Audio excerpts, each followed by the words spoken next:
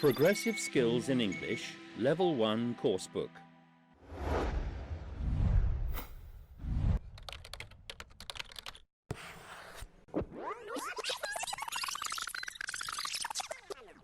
Hello and welcome to Theme 4, Episode 8.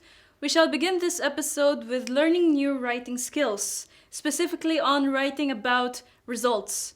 So now you're going to see a figure in front of you on your screen, and we're going to have some comments on that.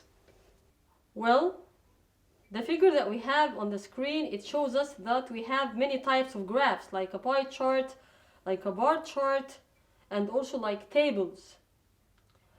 We always write that the results are shown in table 1, for example, or that figure 2 shows 1, 2, 3. Great! Now let's move on to the first vocabulary box for this episode. Let's start reading them together. So first one we have analyze, caption, everyday, past participle, which is a verb form, physical, put, and put, which is the past, present, and future tense, refer, result, and table, in this case meaning columns and rows. Now let's move on to this coming exercise to apply these words, and we're going to be making phrases. So the first one we have same, Price, 2 average, average rents, 3 physical, physical differences, 4 everyday, everyday items, 5 research. research results. And now moving on to the first skills check for this episode, which is going to be about referring to tables and figures. So we often show results in tables of information and graphs, but we want readers to notice important data. So we refer to the tables and figures in the text. Learn these 4 ways of referring to tables and figures. Like first, for example, the results are shown in table 1, or we can see from table 2 that, or figure 2 shows that. Rents are higher on average in the USA than in China, as shown in figure 1. And now let's move on to the following exercise. Number 1, every table or figure needs a caption. What is a caption? Where does it go? A, on tables, or B, on figures? Actually, a caption is a piece of info that is written below the table or below the figure in order to let you understand the main idea in a table or in a figure. So, on tables, it's below the table, and on figures, it's below the figure. Number 2, what is the missing word in each sentence? Number A, the research results are Shown in table 1, table 2, and figure 1. Number B, we can see from table 1 that there are big physical differences. Number C, the average American has a much higher salary than the average Chinese person. figure 1. Alright, number D, table 2, Show that a cinema ticket is, etc. And now let's move on to the second skills check for this episode, which is using the past passive. As we saw in theme 3, we often use the passive in academic English. In passive sentences, we give information in a different order. We often don't say who did the action. So for example, we show the results in table 1 versus the results are shown in table 1. In the simple past passive, we use the verb be in the past and the past participle of the active verb. So some examples would be, we did some research versus some research was done. Or we recorded the information versus the information was recorded. Or we put the results in tables versus the results were put into tables. And now to apply this skills check, we're going to be solving the following exercise, and we're going to write simple past passive sentences. So number A, I collected data from many sources. data from many sources was collected. Number B, I used information from websites such as Nation Master. Information from websites such as Nation Master was used. Number C, we analyzed the results. The results were analyzed. Number D, we employed several researchers. Several researchers were employed. Number E, we saved the data on the flash drives. The data was saved on the flash drives. Now we're going to be making these sentences into passive and we're going to use irregular verbs. So number A, I drew a graph of the information. A graph of the information was drawn.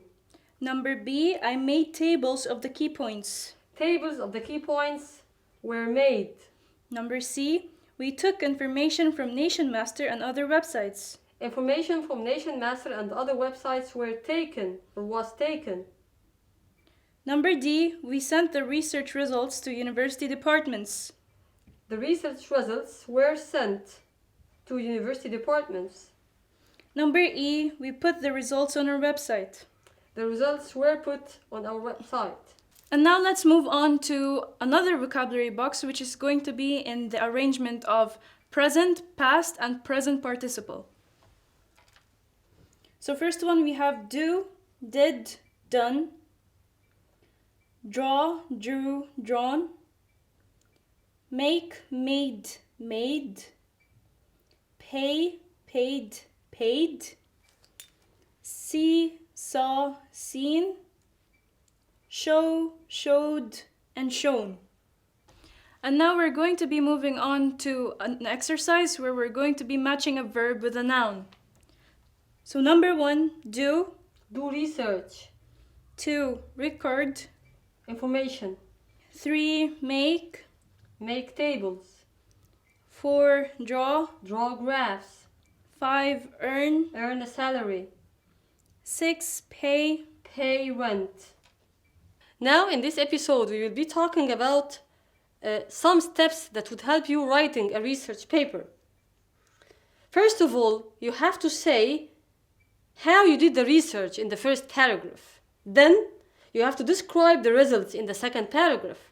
After that, you have to use the correct tense, as you can see in the C writing on page 124. You have to use the correct tense, simple present or simple past in each sentence. Then you have to use passives where necessary. After that, you have to give a caption to each table and figure. Then at the end, you have to refer to the table and the figures in the paragraph. Then let's go to page 125. You will be having it on your screen, and it includes some kind of comparison between Japan and Kenya. First of all, you have two maps, two pictures for the maps of Japan and Kenya. Then after that, you have two tables comparing between the average Japanese person and the average Kenyan person. After that, we have some helping pictures that shows us the average male height, the average female height in both Japan and Kenya, as you can see in the pictures in front of you. After that, we have the average monthly salary, and then a picture for a pair of jeans, and again the average monthly rent, a cinema ticket, and a hamburger. Now going with me to page number 128, we will be having an audio track in which you're gonna listen to two comparisons between Russia and Brazil. Track 4.14. This is a report of some research into the similarities and differences between Brazilian and Russian people. We recorded the information for each area. We put the research results into tables and graphs. The results are shown in the tables at the back of the research report. OK, so we can see from Table 1 that on average, there are small physical differences between the males of the two countries. Brazilians are, on average, 1 meter 70, while Russians are slightly taller, at 1 meter 77. Females in the two countries show similar differences. Brazilian women are 1 meter 59, whereas Russian women are 164. So that's height, What about weight? Well, the average weight of males from the two countries is very similar. Brazilians are 72.7 kilos, while Russians are 71.4 kilos. For the women, well, we got a figure for Brazilian women. It's 62.5 kilos. But I'm afraid we couldn't get a figure for Russian women. I don't know the reason, but it just isn't on the web. So we've done height and weight. Now, there is quite a big difference in the average monthly salaries in the two countries. Brazilians take home, on average, $442 a month, whereas Russians get $568. So are Russians richer on average? Well, no, because the average rent in Brazil is only $261 a month, while in Russia, the average is $443. That is almost the same amount as the salary. So clearly, in Russia, most people share accommodation so that 2 or 3 people are paying the rent.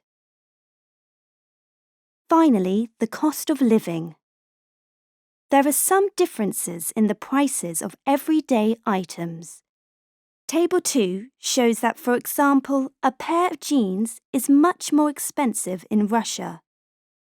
The price in Brazil is $51 against $66 in Russia. However, a cinema ticket is almost the same price in both countries. Brazil, $5.70, and Russia, $5.40. It's the same story with the price of a hamburger. $5.50 in Brazil, $4.90 in Russia. Okay, so let's look closely at this information. After listening carefully to the audio track, all what I want you to do is to take some notes and some sentences about the two countries, comparing the two countries together. Please follow all the steps shown in the writing process and try to make a graph, try to draw a graph for some information. Your last assignment in this whole theme is to give us some information and data about the average male and the average female in different countries. Like, for example, Bangladesh and Mozambique, Brazil and Russia, and so on and so forth. Thank you.